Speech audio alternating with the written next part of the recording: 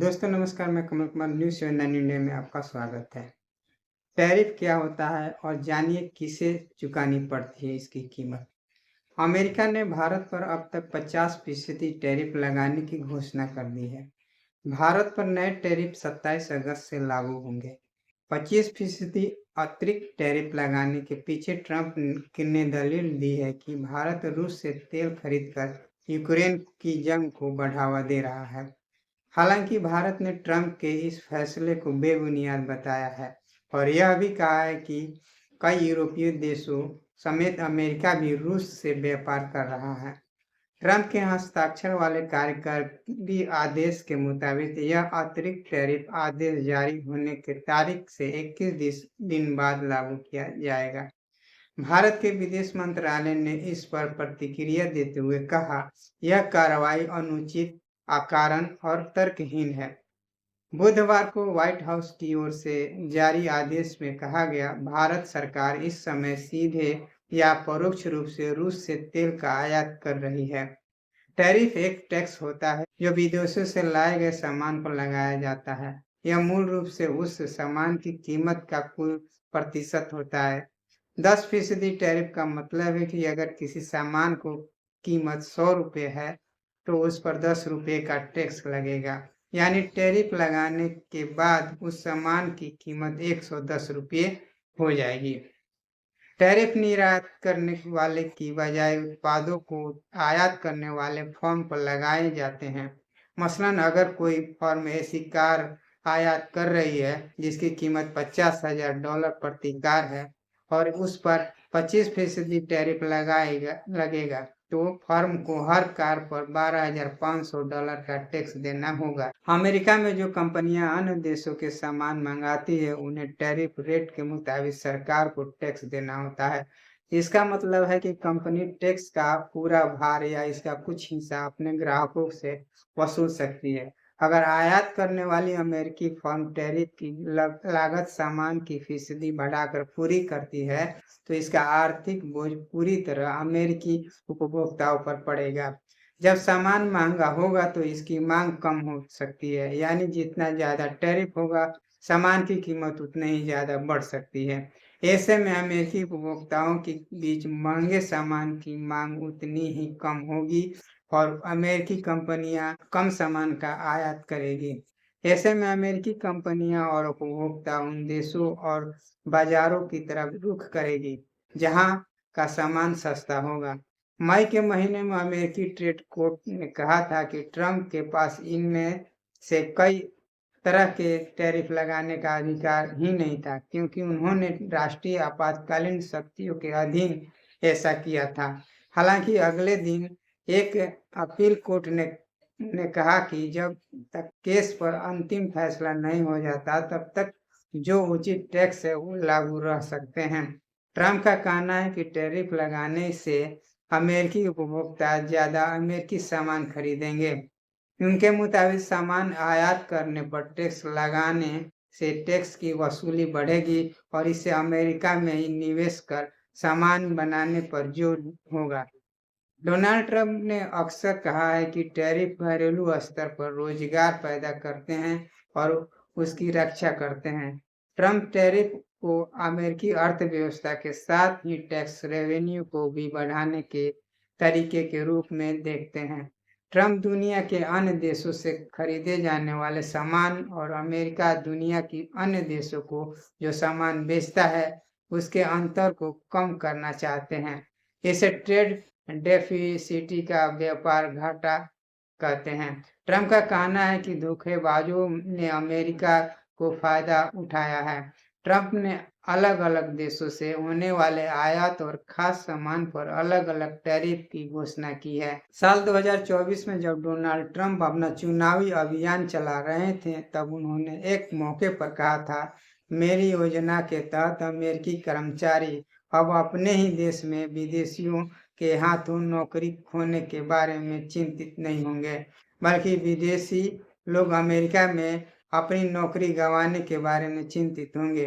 BBC के economic editor Faisal इस्लाम का कहना है कि ट्रंप वैश्विक आर्थिक नक्शे को मूल रूप से बदलना चाहते हैं। साथ ही वह अमेरिका के साथ चीन और यूरोप के ट्रेड सरप्लस को कम करना चाहते हैं, जिसे वह अमेरिका को लूटने के रूप में देखते हैं। ट्रंप ने यह भी कहा कि उन्होंने साल 2018 में राष्ट्रपति के तौर पर जैसे स्टील और एल्युमिनियम पर टैरिफ शुरू किए थे, वे अमेरिका की राष्ट्रीय सुरक्षा करते हैं, क्योंकि यह रक्षा औद्योगिक क्षेत्र की बुनियाद है। बुधवार को व्हाइट हाउस में हुई प्रेस कॉन्फ्रेंस में जब ट्रंप से बीबीसी संवाददाता एंथनी जर्चर ने सवाल किया कि चीन सहित कई देश रूस से तेल खरीद रहे हैं, तो भारत को क्यों निशाना बनाया जा रहा है। इस पर ट्रंप ने कहा, अभी तो सिर्फ 8 घंटे ही हुए हैं, देखते हैं आगे क्या होता है। आपको और भी बहुत कुछ देखने को मिलेगा। कई अतिरिक्त प्रतिबंध भी देखने को मिल सकते हैं। ट्रंप से जब फिर सवाल किया गया कि क्या अमेरिका की चीन पर भी अतिरिक्त टैरिफ लगाने की कोई योजना है, इस पर उन्होंने कहा, ऐसा हो सकता है। यह इस बात पर निर्भर करता है कि हम आगे क्या कदम उठाते हैं। हाल ही में डोनाल्ड ट्रंप ने ट्रेड डील के लिए दी गई 1 अगस्त की समय सीमा समाप्त होने के बाद 90 से ज़्यादा देशों पर नए टैरिफ लगाने की घोषणा की थी। ट्रंप ने जिन देश पर हाई टैरिफ लगाया है, उनमें ब्रिक्स के देश भी शामिल है। नई सूची के मुताबिक ट्रंप ने ब्राजील पर 50% टैरिफ लगाया है। इसके अलावा दक्षिण अफ्रीका और चीन पर 30% टैरिफ लगाया है। 50% टैरिफ स्टील और एल्युमिनियम के उत्पादों के आयात पर, 50% टैरिफ तांबे के आयात पर और ये 1 अगस्त से लागू हैं। 25% टैरिफ विदेश में बनी कार, आयातित इंजन और कार के अन्य कल पुर्जों पर 8 जुलाई को ही ट्रंप ने एक धमकी दी थी कि फार्मास्यूटिकल सामान के आयात पर 200% टैरिफ लगाएंगे, लेकिन अभी तक इस पर कोई जानकारी नहीं है। ट्रंप ने यह भी कहा था कि करीब $800 या उनसे कम के उत्पादों पर मिली टैरिफ से छूट भी 29 अगस्त को से खत्म हो जाएगी। ट्रंप की ओर से अलग अलग दरों से घोषित टैरिफ अब कई देशों पर लागू हो गए हैं। इनमें से अधिकांश की घोषणा इसी साल 2 अप्रैल से हुई, जब ट्रंप ने कहा था कि 10% बेसलाइन टैरिफ सारे देशों से होने वाले सभी आयातों पर लागू होगा। जो टैरिफ अब लागू हैं वे इस तरह हैं: 50% टैरिफ ब्राजील के उत्पादों पर, 30% टैरिफ दक्षिण अफ्रीकी उत्पादों पर, 20% टैरिफ वियतनाम के उत्पादों पर, 19% टैरिफ फिलीपींस के सामान पर, 15% टैरिफ जापानी सामान पर, 15% टैरिफ दक्षिण कोरियाई उत्पादों पर। ट्रंप ने रूस से तेल खरीदने के लिए भारत पर 25% अतिरिक्त टैरिफ लगाने की ऐलान किया था। इस वजह से भारतीय उत्पादों पर लगा टैरिफ 27 अगस्त से बढ़कर अब 50% हो जाएगा। यूरोपियन यूनियन उनमें से जिनमें ट्रंप की ओर से बातचीत के लिए दिए गए समय में ही एक डील पर सहमति बना ली। जुलाई के आखिरी सप्ताह में दोनों पक्षों के बीच ये रजामंदी हुई कि यूरोपियन यूनियन के कार समेत अन्य उत्पादों पर 15% टैरिफ लगेगा। इस डील के तहत यूरोपियन संघ में शामिल देश कुछ उत्पादों के लिए अमेरिकी कंपनियों से 0 ड्यूटी चार्ज करेंगे। अभी तक यूके ही ऐसा देश है जिसने अमेरिका की ओर से सबसे कम 10% टैरिफ लगाने पर सहमति बना ली है। ट्रंप की घोषणाओं से वैश्विक शेयर बाजारों में अस्थिरता आई है, जहां कंपनियां अपने कारोबार के शेयर बेच रही है। हालांकि बीते हुए दिनों में बाजार थोड़े स्थिर रहे हैं। शेयर बाजार में उतार चढ़ाव से कई लोगों पर असर भी पड़ा, भले ही उन्हें सीधे किसी शेयर में निवेश न किए हों, क्योंकि इससे पेंशन, नौकरियां और ब्याज दरों पर असर पड़ा। अमेरिकी डॉलर की कीमत आमतौर पर स्थिर रहती है, लेकिन एक समय पर इसमें भी बड़ी गिरावट देखी गई। अंतर्राष्ट्रीय मुद्रा कोष IMF और बेहद प्रभावशाली माने जाने वाले organization for economic cooperation and development यानी ओईडीसी दोनों ने ही टैरिफ के परिणाम स्वरूप वैश्विक आर्थिक विकास दर के घटने का पूर्वानुमान दिया। दोनों संस्थाओं ने ये भी आशंका जताई कि सबसे बुरा असर अमेरिका की अर्थव्यवस्था को झेलना पड़ेगा। ताज़ा आंकड़ों ये दिखाते हैं कि अप्रैल से जून 2025 के बीच अमेरिका की अर्थव्यवस्था 3% की सालाना दर से बढ़ी।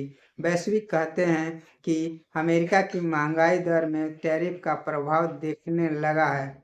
अमेरिका में महंगाई 2.4% से बढ़कर 2.7% तक पहुंच गई है।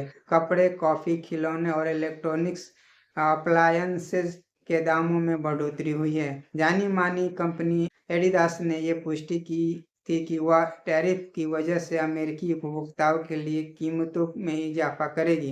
कंपनी के आधे से ज़्यादा उत्पाद वियतनाम और इंडोनेशिया में बनते हैं, जिन पर क्रमशः 20 और 19% टैरिफ लगाया गया है। नाइकी ने भी यह कहा कि अमेरिका में उनके उत्पादों की कीमतें बढ़ेगी। इस कंपनी ने ये भी चेतावनी दी कि टैरिफ की वजह से उनकी लागत में $1 अरब की बढ़ोतरी हो सकती है। कुछ कंपनियां कम मात्रा में विदेशी सामान आयात कर रही है। इसमें उपलब्ध सामान की कीमत में बढ़ोतरी हो रही है। ऐसी अमेरिकी उत्पादों की कीमत भी बढ़ने की उम्मीद है, जिन्हें बनाने के लिए विदेशों से सामान मंगाया जाता है।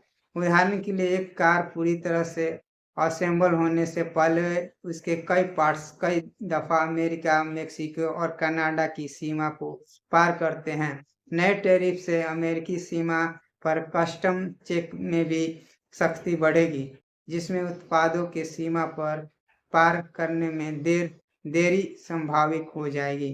दोस्तों, इतना ही बस, फिर अगली वीडियो के साथ हाजिर होंगे। नमस्कार।